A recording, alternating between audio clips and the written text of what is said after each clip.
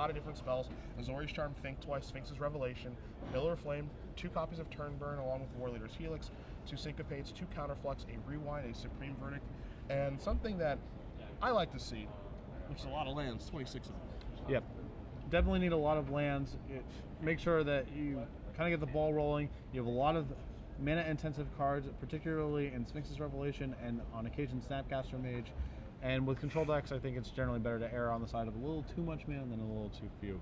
What's also interesting about this matchup is there's a common consensus that Junk Reanimator is kind of the deck that pushed Blue-White-Red out of the metagame.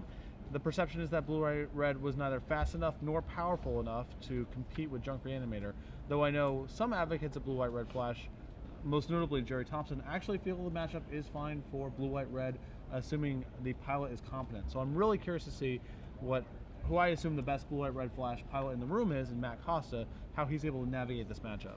Yeah, I mean, we're looking at a player who's incredibly competent. We see a player here in 4 Grand Prix top 8s. Grand Prix Kansas City 2011, Grand Prix Montreal 2011 as well, playing limited. Then you see Grand Prix Baltimore and Standard playing Blue-White Delver, excuse me. And then Grand Prix Atlantic City with Blue-White-Red Flash. So he already has 1 Grand Prix top 8 with this style of strategy. And again, he's always playing some sort of blue-white deck. His Pro Tour top 8, Pro Tour Dark Ascension over in Honolulu, Blue-White Delver as well. So we're going to see if we can translate that success a little bit more this weekend, because he's already off to a fantastic start as we are underway here for game number 1. Costa with all 3 colors by the second turn here, with a Sulphur Falls and a Glacial Fortress. Yeah, he's got the Buddy Land draw, and Mickelson not off to a very fast start either.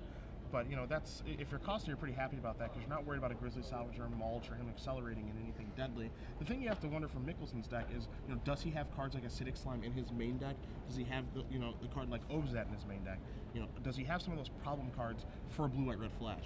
And the answer to those questions is he has a single Obsidat and 2 copies of Acidic Slime in his main. Okay. So, those are very real cards against this strategy. If he has cards like Centaur's Healer or some other, other mediocre cards that lean towards the aggressive matchup for Junk Reanimator, Costa's very, very happy. But, he does have the Slimes, which, as a lot of people said, kind of turn this matchup around. You see Costa cast a Restoration Angel on Mickelson's end step, and Mickelson will do the same to kind of block Costa's. Sheridan finally finding white mana on his 4th turn there, so see how much of his hand it can get turned on here in subsequent turns. This play's a little bit curious to me, because Costa attacking here is basically a free roll, and Sheridan immediately took the damage. He did not block. If you're Mickelson there, you took the opportunity to resolve your Restoration Angel. Would you block there? Unless you're planning on kind of damage racing this game, which seems like a difficult way to approach this matchup, I probably would have blocked. Okay. But you see Voice of Resurgence get cast. Costa with his Singleton Rewind, going to untap his lands, going to trade the Sulphur Falls for a Cavern of Souls, and going to resolve another Restoration Angel. So he's getting the beatdowns going. We'll see if Mickelson has a response to this Restoration Angel. He does not. And we have 2, 3, 4 flyers here for Costa coming in on the red zone. This is not the first time we've seen him employ the strategy here with Restoration Angel. Yeah. And not greedy with it either, not waiting for an Augur of Bolas to come around or get the value with Snapcaster Mage, just putting him out there as a strike force and just getting the damage in it. And I think we're going to probably see Mickelson actually hold back now with his. Yeah. Yes. And this is, again, the type of game that I really like Blue-White-Red Flash playing. He's ahead on the, Matt Costa's ahead on the board and attacking, but also keeping Sheridan off balance with a mixture of permission and removal spells. So just Costa's kind of firing on all cylinders here. He has War Leader's here, Helix in his hand, and a Syncopate. He's close to threatening lethal. Really in control of this game. Snapcaster Mage in hand as well. A lot of tools to work with. See Costa's going to come across with the 2 Angels yet again.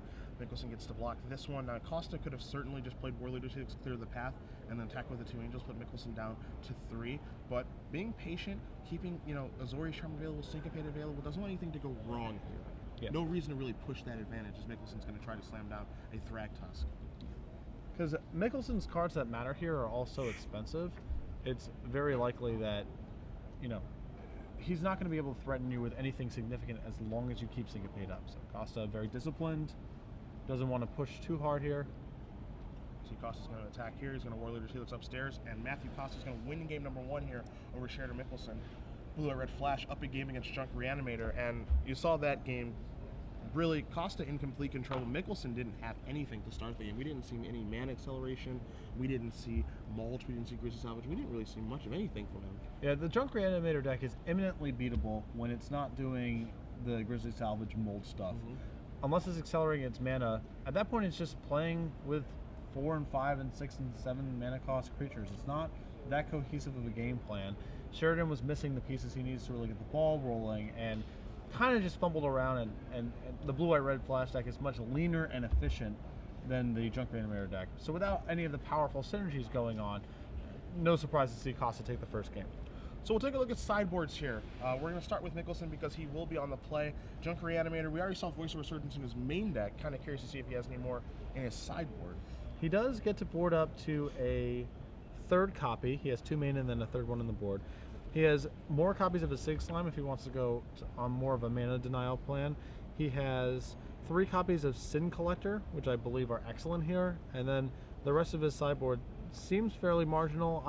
He does have 2 copies of Tristani, which aren't out of the question if he feels that he needs to sort of take a more controlling stance in the matchup. Okay. It's also out of the range of a lot of Costa's removal and doesn't need to attack to be effective, so it's sort of Azorius Charm's wheelhouse as well. Okay. So that's a card I actually think might have some potential in the matchup. Maybe that's for more dedicated, anti-red-green, anti-Naya Blitz sort of matchups, but it might be fine here, and particularly with the way the first game went, he may be inclined to bring in Tristani.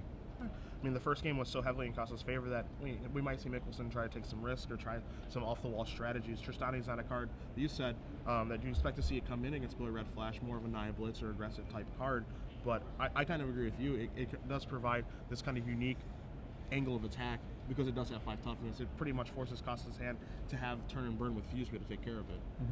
We'll take a look at Costa's sideboard here. 3 copies of Thundermaw Hellkite, which we have touched on quite a bit here. And if you've seen anything from Junk Reanimator, you know that deck has a very difficult time with that card.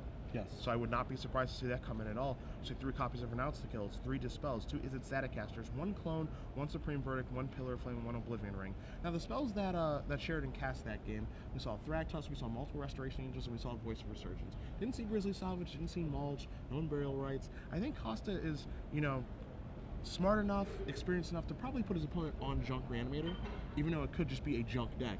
But we'll probably see him put him on Junk Reanimator, and if that's the case, that clone's going to come in for Angel of Serenity. Yes, and I think that Costa just has to assume your opponent's 9-0, the likelihood that their Junk Reanimator has to be higher than their Junk good cards, or whatever the case.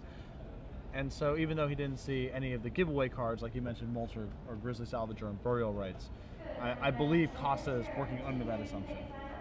So, again, I think the 3 Thundermaws are going to come in. I think the Clone will come in. You can make arguments for a card like Supreme Verdict. You can make an argument for a card like Pillar of Flame, which Costa has 3 of in his main deck already. Does he want a 4th one? Is he assuming that Mickelson has access to 4 Voice of Resurgences after sideboard? How much does he care about Voice of Resurgence? Probably a decent amount because he has Blue, White, Red Flash. But, does he want to board into a 4th Pillar because there are diminishing returns there? And then there's the Oblivion Ring in his sideboard as well, which, again, is an interesting answer to Angel of Serenity. But again, if you're putting your opponent on Junk Reanimator, Acidic Slime, Oblivion Ring, I don't really know if you want to pick that fight.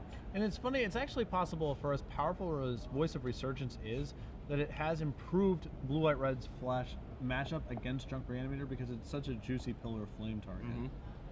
Your pillars are working pretty heavily because they want to be able to take care of the Arbor Elves and the Avacyn Pilgrims, and then your Voice just adds on to that, and then it makes you really want to be just playing Pillar of Flame and then Snapcastering it. Yeah. So both players are off here. We're going to see a Farseek here from Mickelson, so he's going to accelerate his mana. So you do see Farseek, but one thing you don't see in his deck list as you take a look at it is you don't see Arbor Elf or Avacyn's Pilgrim. That's a very large change from normal Junk Reanimator deck list, and I'm a little bit curious why those aren't there.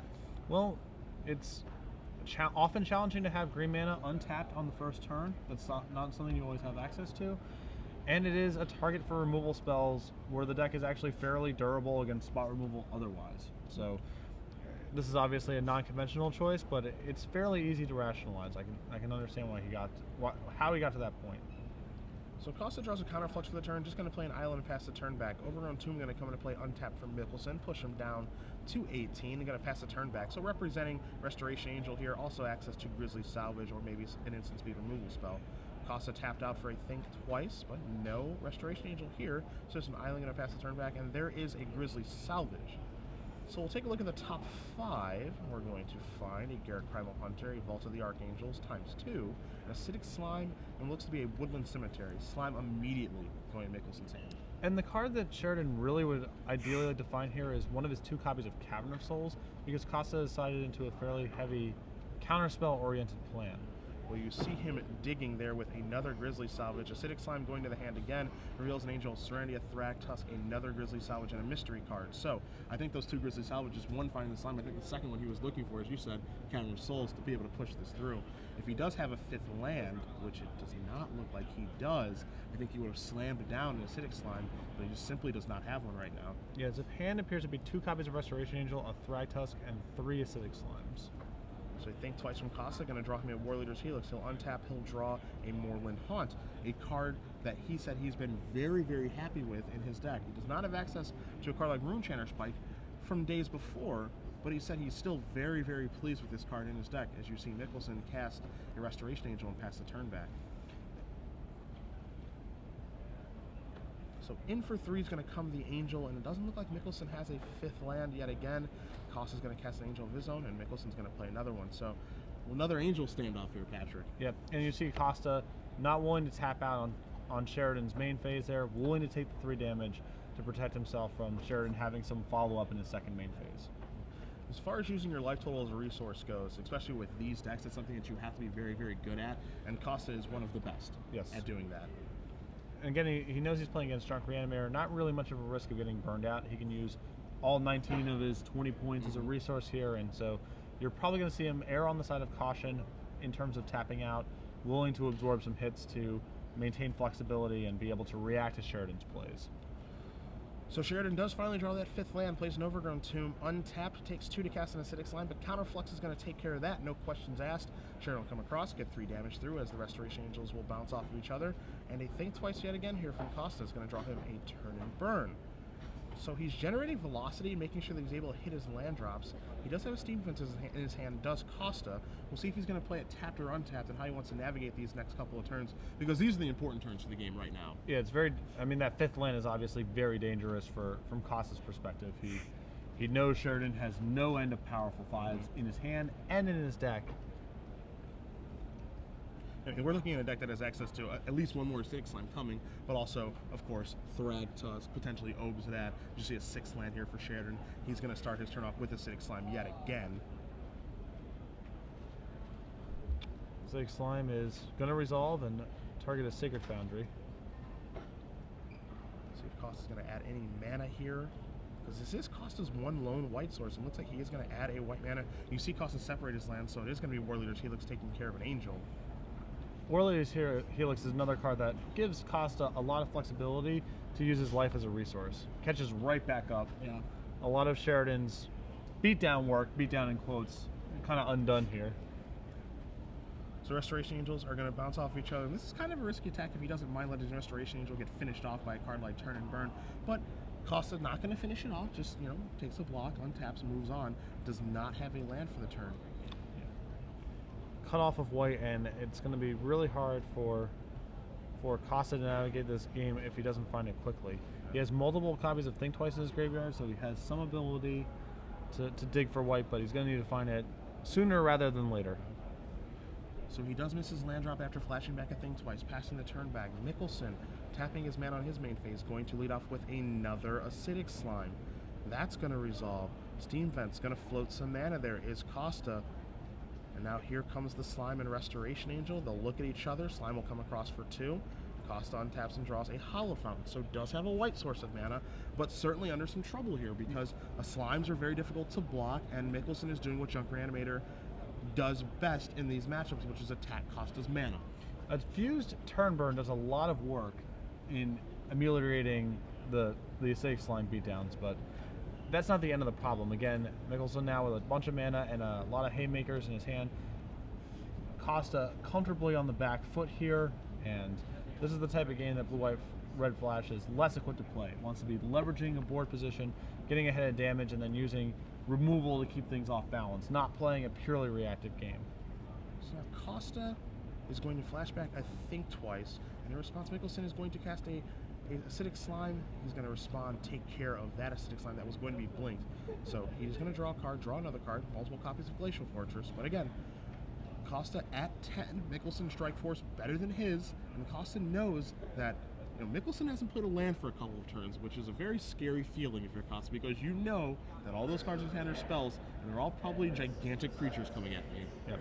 Though that white source of mana and responding to the Restoration Angel with a turn burn there to take out the acidic slime, finding more white mana, Costa actually with a little bit of breathing room now. He also has a Supreme Verdict in hand along with another Helix, so it's actually got a little room to play with here. Yeah, the one thing he has to do is, you see Costa's hand, as you mentioned, he's got Supreme Verdict, he has Sphinx's Revelation, he has Turn Burn, he has Warlord Helix. He needs to be able to convert those cards. He needs to be able to actually get them out of his hand and let him have an impact on the game, because he's a little bottlenecked on mana. Thank you very much, multiple acidic slimes. But he needs to be able to get these resources out and then resolve a big Revelation and kind of turn the corner. And Mickelson's goal, obviously, is to make sure that doesn't happen. Yeah. So we're this turn and the following turn, I think, are going to be kind of the fulcrum of the game here. If Costa can stabilize this board and get a Revelation to stick, he might be able to start actually pulling ahead. You see Costa making an attack here. Gonna take 3 damage. Feels like a Supreme Verdict to me. And that is going to be what it is. So it's going to clear everything up. And I think Costa's thinking here is, I really hope you don't have Burial Rites in your hand. Yeah, and there's a process. There's a Cavern. So it's not going to be on Burial Rites, but it's likely to be Voice of Resurgence plus Thragtusk, which is not a bad follow-up. Yeah, that is a good follow-up. We'll figure out what that Cavern of Souls is naming for you guys in just a moment here. But you see this insane follow-up, as it is going to name Angel here for Mickelson. You see a great follow-up to the next turn. But dodges and Unburial Rites does Costa, so if you're Costa, that's at least a positive. Yeah, and that Pillar Flame is huge there too. Now he can actually... He's getting close to being able to rev for a fair bit here. And in fact, that wouldn't surprise me if that was actually his turn. You see Costa at 6 being attacked for 5. Think twice. Okay, he's got a Morlehon. Okay, excuse me. So he activates Morlehon to block here. So now he has a utility land that he's going to get some advantage out of. Here is a Thragtusk for Mickelson. That's one that's going to resolve as well. So with Sheridan pulling ahead on life to the extent that he is, Costa can no longer win this game by kind of just keeping him off balance and getting in a couple shots. At this point, his plan has to be to try to land a big Revelation. That's his path.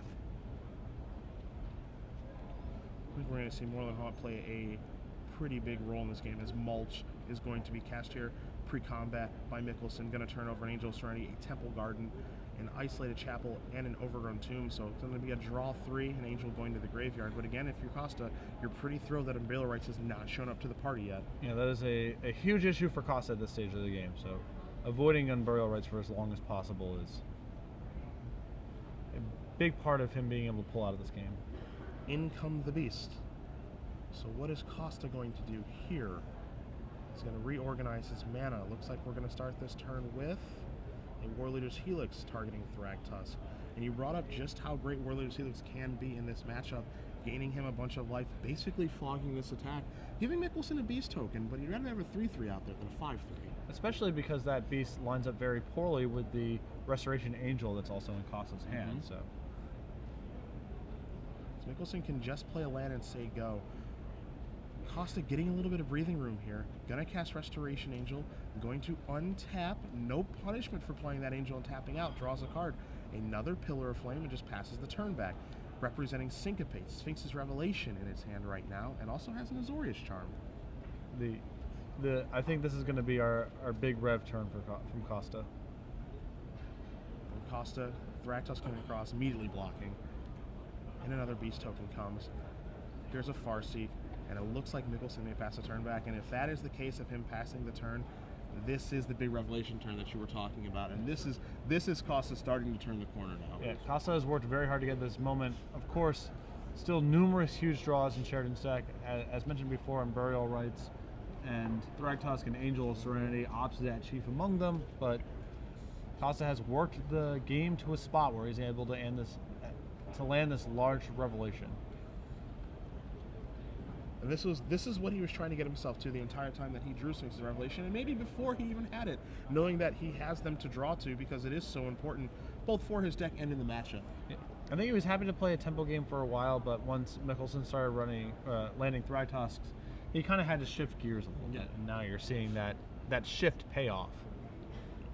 So as Mickelson does resolve his far seek and Costa does shuffle up the deck, that looks like it's going to be the end of Mickelson's turn. I can't imagine a reason we won't see it, and we do. Revelation for 5, going to push Costa up to 10, but more importantly, draw 5 cards. Restoration Angel, Steam Vents, Sulfur Falls, Thundermaw Hellkite, and another Sphinx's Revelation. With some big draws, he can actually start applying some pressure. He has another Restoration Angel, which lines up, again, very nicely against the Beast tokens, and another Rev to refire with after he deploys his resources. So not much more you can ask for out of that Revelation if you're Costa. So we see Costa reaching for some mana. Going to do something we don't often see. Cast a spell during its main phase. It's going to be Thundermaw Hellkite, and he's getting aggressive with it. So going to come across in here for 5 and laying a bit of a bear trap here because of the Restoration Angel. Yeah. And even, even if he didn't want to get aggressive there, time is actually not really on his side as much as it would appear otherwise. Mickelson, again, with a ton of huge draws left in his deck, so Costa kind of has to get in his shots. Now, we talked about Costa a little bit earlier using his life total as a resource. Here he was at 10, 2 attack from the Beast tokens, and he could have very easily cast Restoration Angel, blink the Thundermaw Hellkite, and block both the tokens. He doesn't even move. He just goes down to 4, casts a Think Twice, untaps, and draws a card. Doesn't even consider blocking there. Yeah, he can set up a better spot to make that same block next turn. He doesn't really care that much about the damage, and if he were to play his Restoration Angel and block, he's largely exposed to Angel of Serenity. So this way he has just more insurance. And so now he's going to pick a spot with Restoration Angel. Now he's going to block both of those Beast tokens. And look how much better things look here for Costa with all of that mana there at the bottom of the table. Now I can cast a Snapcaster Mage, and now I can turn the corner, Warleader's Helix Shoe, get myself up to 8, and feel beautifully. Yeah, I mean, now he's untapping and attacking for lethal. Yeah, he's going to attack for 10 and win the game. Matthew Costa wins this match 2-0 over Sheridan Mickelson. Bullet Red Flash over Junk Reanimator. Surgical is the word that comes to mind for me. Costa did an incredible job of that game of shifting gears multiple times. Early on in the game, looked like he was trying to have some sort of tempo plan with Restoration Angel, backed up by Helix to clear out Restoration Angels and get in some shots. Once it was clear that was no longer a plan because of Thragtusk, he shifted into a pure control role where he tried to stabilize the board and get a big Sphinx's Revelation off so he wouldn't have to care that much about the life that Mickelson had gained through the Thragtusks. And then once that corner was turned, actually turned around and killed Sheridan in 2.5 turns, basically. I mean, 2 turns, yeah. So just an incredible job of sculpting the game, realizing when he had to pivot off of his plan a little bit and redirect his resources, and like you said, surgical, precise magic from Matt Costa. And one thing you notice there is